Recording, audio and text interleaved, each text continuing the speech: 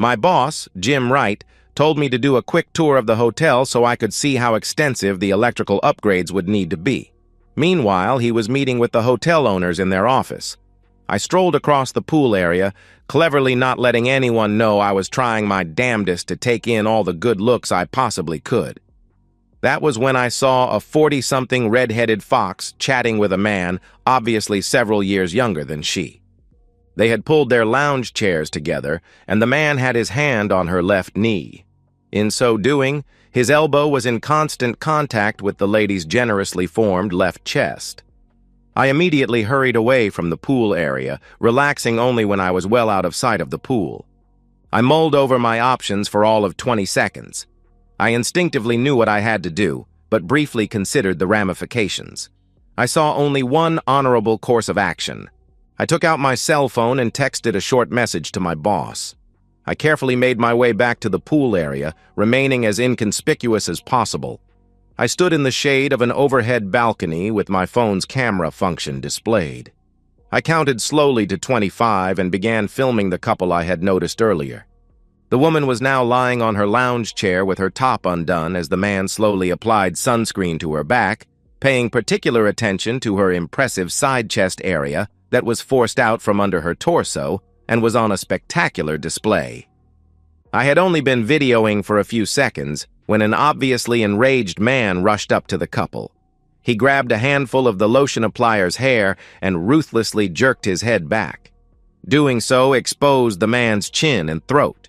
I easily heard the whack as the angry man's fist met Romeo's throat. It was followed immediately by a second blow, this time to the man's chin. The man who had been attending to the voluptuous redhead a few short seconds ago was now lying on the pool's apron, making horrible retching sounds as blood oozed from his mouth and onto the pool deck. It had all happened so fast that the woman barely had time to look back to see the very angry man rubbing his fist as he stood over her. That lasted a few seconds before he grabbed her red tresses. "Jim!" was all she managed to blurt before he pulled her to her feet by the hair on her head. I was still recording, so I captured her as the man swung her around to face him. "You cheating woman!" was all he managed as he glared at his wife's panic-stricken face. I briefly worried that he was going to strike her, but luckily, he reined in his temper and simply pushed her backward into the pool. He proceeded to throw a few chairs and plastic tables across the deck before seeing me standing off to the side. He slumped noticeably before lumbering my way. "Mike, get me to the truck before I wind up in jail," was all he managed as tears began streaking down his cheeks. I led Jim to the parking lot and directed him into the company truck. By this time, he was an actual zombie, showing little emotion and staring straight ahead as I drove to the interstate. The 2-hour ride home was eerily silent, except for the occasional guttural sound emanating from Jim's throat. I parked in his driveway and walked him into the house. Jim sat at the kitchen table as I pulled 2 beers from the refrigerator. I placed one in front of him and popped the other open for myself. I dropped into a chair across from him. His unwavering stare made me more than a little uncomfortable. Finally, I looked him in the eyes for several seconds before asking, "Did we get the contract?" Jim blinked at my question before suddenly breaking into gales of laughter. "You dumb," was all he muttered as he opened his beer and took a long pull.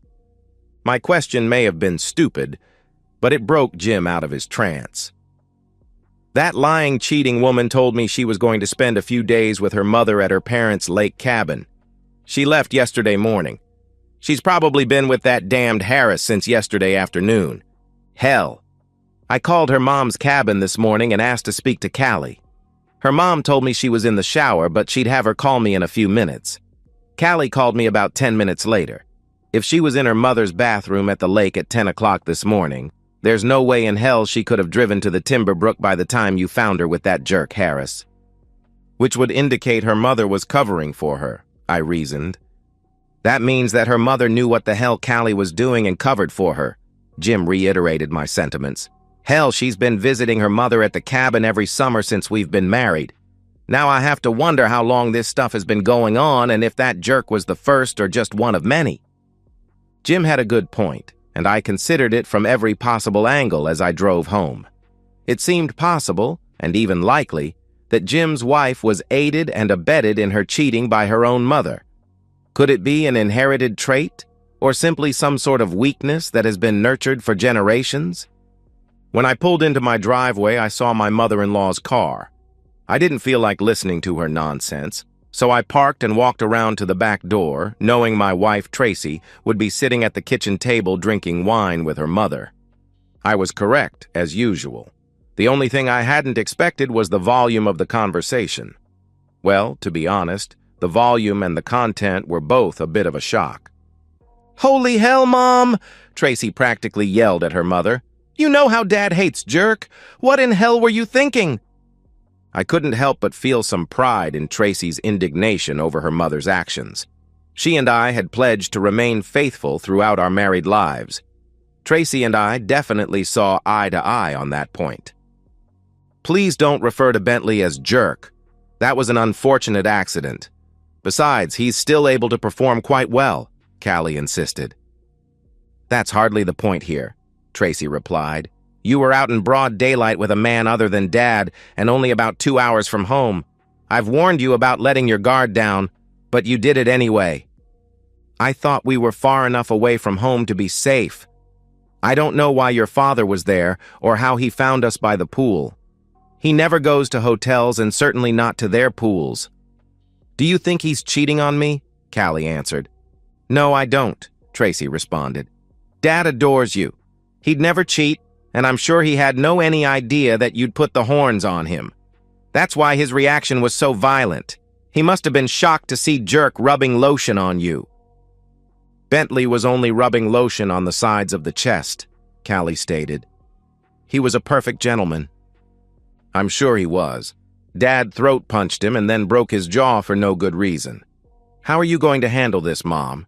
It sounds like Dad is really pissed," Tracy asked. "I'd like to stay with you for a few days until your father calms down if you don't mind. You know how Jim adores me. He'll get over this little mistake." "Maybe, as long as he doesn't find out about any of your other mistakes," Tracy suggested. "You know that they wouldn't go over well." Callie had made other mistakes, as Tracy called them. My wife knew about them? She didn't seem very surprised that her mom had been with Jerk. This information was disturbing. Not wanting them to know I was in the house and overhearing their conversation, I went quietly out the back door and around to the front. Both mother and daughter stopped speaking as I opened the door. I nodded to the now silent duo as I moved to the refrigerator and took out a beer. It occurred to me that they had no idea how much I knew about the day's activities and were waiting for me to give some indication of my knowledge. I turned and went upstairs to take a shower. They had to be wondering how much I knew, how I would react, what I would say, and who I would tell. I decided to keep them guessing. The entire situation was distasteful as hell, and Tracy's role in it was disturbing, to say the least. It boggled my mind that Tracy apparently knew her mom cheated around, yet never mentioned it to her father, or me. Keeping a secret like that was the same as lying as far as I was concerned. I had just finished putting on some fresh clothes when Tracy came into the bedroom. "Mom and Dad had a little argument today. Mom wants to stay with us for a few days until they can work out their disagreement. I told her she could. I hope you don't mind," said Tracy. "What kind of husband would I be if I objected to my wife's mother staying a few days?" I asked rhetorically. "Your parents deserve special consideration. Look how good your dad has been to me. He's really a great guy," I replied. Tracy seemed to study my face for any clues about my feelings. When I mentioned her father, she seemed to flinch a little, but that could have been my imagination. "That's one of the reasons I love you so much, Mike. You always treat me and my family like we're special," Tracy replied. "I've been working with your father for 5 years. I knew him before I met you, and he is special. He gave me my first real job. He's a good boss, a great father-in-law, and the best dad a girl could ever have." For some reason, My praise of her father didn't seem to please Tracy as much as it should have. I never noticed it before, but it now appeared to me that Tracy carried some feelings of guilt about her mother's extramarital escapades. Had I just been oblivious before this? Callie spent half the dinner asking me questions about work. She wanted to know what projects we had going, what we were bidding on, and where I had been working that day. It was apparent she was fishing to find out how much I knew and how Jim came to be at the same hotel where she had been getting a jerk the previous evening. I avoided any mention of Jim being asked to bid on an upgrade at Hotel Fornication or my part in the swimming pool denouement. I had decided that my wife and her mother weren't the only people who could have secrets. After dinner, I announced I was going to mow the lawn. Because my suspicions were dominating my thoughts, I carefully left my phone in record mode behind a banana on the kitchen counter, well away from the dishwasher. It was getting dark when I finished putting the mower away. Both women were watching Survivor on the TV in the living room. I pocketed my phone and bid them good night before going upstairs to the master bedroom. I listened to the recorded conversation my wife had with her mother after I left the house. It was eye-opening, to put it mildly. The two women plotted how to gain Jim's forgiveness. They kicked around a few ideas, but it mostly boiled down to Callie loving Jim stupid for as long as it took for him to totally forgive and trust his wayward wife. My wife helpfully suggested that Callie increase the number of love she gave Jim and let him have intimacy now and then. Callie was not keen on that option. "Who knew Jerk is big in that department?" Tracy joked. "To be honest, I had heard some rumors," Callie revealed. "Mom heard Mary Chase telling Sue Land about how big Bentley was, and she mentioned it to me." "Grandma told you Jerk had a big tool? I'm surprised she didn't try it on for size when Grandpa went on one of his golf trips. You're waggling your eyes. Don't tell me the Jerk had tried Grandmother. She's like 62 or something," Tracy stated in obvious amazement. "It was a couple of years ago, and I hope to look as good as Mom when I'm her age," Callie stated. "It really excites Bentley to brag about how he slept with a mother and daughter combination. He even wanted me to ask if he could go for the hat trick with you. Not many men get 3 generations in a family," Callie answered. "Are you kidding me? He's almost as old as Dad," Tracy pointed out. "I can't even imagine being with him. How big is he anyway?" "Let's just say you wouldn't be disappointed," Callie replied as if she was recommending a good hairdresser. "Just make sure I'm not bouncing a little Bentley grandkid on my knee," Callie answered. "I've never cheated on Mike, and I certainly wouldn't start with that Jerk," Tracy declared. "I want Mike to father any kids we have. That's one thing I'll make sure of. I love the guy." "I love your father, too. That's what makes this all so hard. I don't want a divorce," Callie insisted.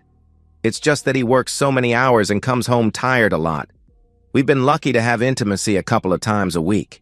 That's why I needed Bentley." "Really, Mom? What about George Marsh and Jeff Stevens, and God only knows who else?" Tracy asked. "I don't like the way this conversation is headed. Let's go watch Survivor. I think that Italian woman is going to be voted off this week," Callie stated in an obvious effort to change the subject. I saved the conversation to a flash drive and went to bed, knowing I would be getting very little sleep that night. I had a lot to think about. Work the next day was painful. Jim was a mess as he gave out work assignments to start the day.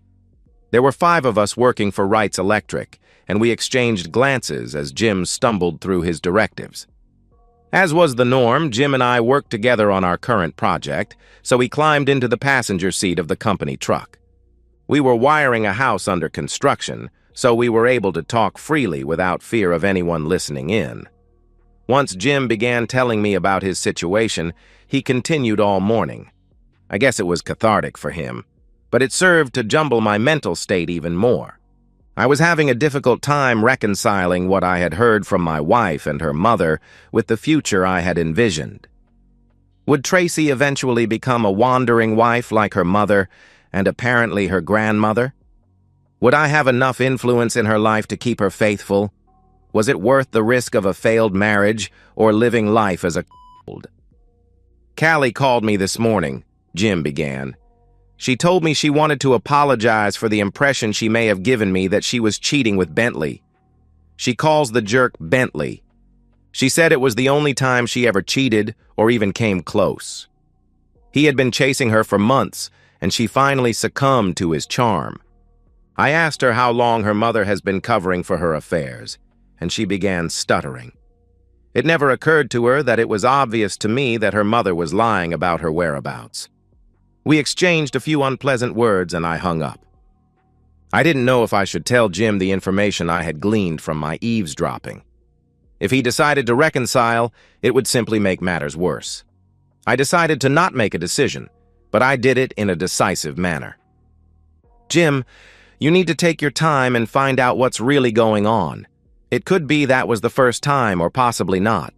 I suggest you mull the situation over and consider all the ramifications of your decision, whether you keep Callie or toss her to the curb. I feel bad for you, Mike. You're married to my daughter but work with me, so you're caught in the middle of this mess.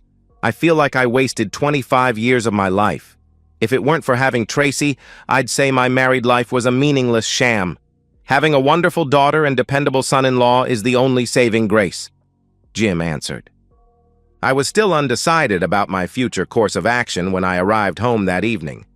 As soon as I entered the kitchen, Tracy and her mother were all over me. Dad told Mom that you were the one who told him that Mom was at the pool with Bentley, stated Tracy with more than a little ire. What kind of jerk tries to destroy his wife's parents' marriage? Really? What would you suggest I should have done? I asked more calmly than I felt. You could have told me Jim was nearby and to get the hell out of the pool area, Callie chipped in. That would have been the gentlemanly thing to do. I was afraid you'd lose the pleasure of jerk massaging you in public. I was only thinking of you, although those exposed body of yours were distracting as hell, I retorted. It isn't my fault you and your mother were lying to Jim.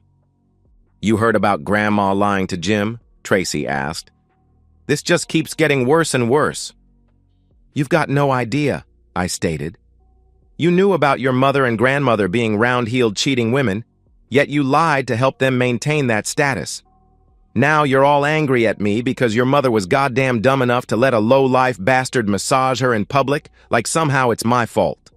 I'll stick with my decision, to be honest, and up front with Jim while you two try to justify the things you've been pulling on your father and grandfather all these years. I could see the worry in Tracy's face as she considered my words. I've never cheated on you and I never would. I'm not like Mom and Grandma. I tried to help them keep their nasty secrets, but I hated it. I kept telling them to end their affairs and be faithful to their husbands. You did? Callie asked before Tracy could give her a death stare. She did, Callie suddenly agreed as understanding of Tracy's plight swept over her. She said she'd never cheat on you and insisted Mom and I start towing the line, fidelity-wise. I was wrong to let Bentley charm me, but it'll never happen again. I've learned my lesson. I swear. Did George Marsh and Jeff Stevens are big too, or were just extremely persuasive? I blurted before I could control my mouth. Tracy, did you tell Mike about George and Jeff? Did you turn on me to save your own back? Demanded Callie. How could Mike know about them if you didn't tell him? Oh no, wailed Callie. Did you tell Jim about George and Jeff? What about Bill Simons? Does Jim know about him too? Not yet, I replied with a smile. The next day at work was interesting because of all the life-changing decisions. I told Jim everything I had overheard his wife and daughter discuss. He was mad as hell, then incredibly depressed. I don't see that I have any choice, Mike. I'm going to contact a lawyer and get a divorce. Don't try to talk me out of it. I wouldn't dream of it, I replied somberly. I was thinking we could use the same lawyer and maybe get a better rate. But Tracy said she's never cheated on you, Jim argued. There's no reason for you to divorce Tracy. She loves you. I know she does. I know Callie loves you, yet I wouldn't try to talk you out of a divorce. You're the one who helped me make up my mind, Jim. If I didn't have the benefit of your wisdom and experience, I might be tempted to stay with Tracy. You told me how you felt like you had wasted 25 years by being married to a cheater. I don't want to be in a position to say the same thing in 23 years. I have no trust left for your daughter. I'd be spending every day worrying that she was out looking for a better guy. I know damn well Tracy would insist on letting Callie and Callie's mother see our kids and influence their life. Leaving Tracy alone with my daughters would cause me concern, but allowing your wife and her mother to even speak to them scares me to death, I admitted. You can see why I can't continue down that road, can't you? 4 years later, I decided to take my wife, Amber, out on our second anniversary. Our daughter, Megan, was 6 months old, and Amber's parents were more than happy to keep her for the night. Since it was our anniversary, I splurged for a room at a Ritz, which was a drive of almost 100 miles. I had dinner reservations and looked forward to showing my wife how much her love meant to me. I had requested a secluded table and was pleased when we were shown to a rather dark corner of the dining room. After ordering our meals and exchanging some banter, Amber suddenly sat up straighter and stared at the entrance. "Isn't that your ex-wife?" she asked. I remember she was 2 years ahead of me in school and looked like a fashion model. She's still beautiful. I heard she remarried, but I've never seen her husband. He looks like he's quite a bit older than she is. Actually, he's the same age as Tracy, I answered as I turned to see my ex-wife being seated across the room. "Well, he's had a hard life then. He looks old enough to be her father," Amber observed. "That's not her husband. That guy only has one ball," I replied with a sigh. "I made the right decision 4 years ago. Being with you and seeing Tracy now fills me with relief and joy." "What does her husband look like?" Amber asked, now that her curiosity was piqued. "He looks just like the guy coming through the door with the baseball bat in his hand," I responded as I silently thanked my lucky stars. And that's the end of today's story. If you enjoyed it, please give this video a thumbs up and drop a comment below. Your support helps the algorithm push my content further. If you're new to the channel, don't forget to hit that subscribe button. It really helps me keep creating more stories for you. Thanks for watching, and I'll see you in the next one.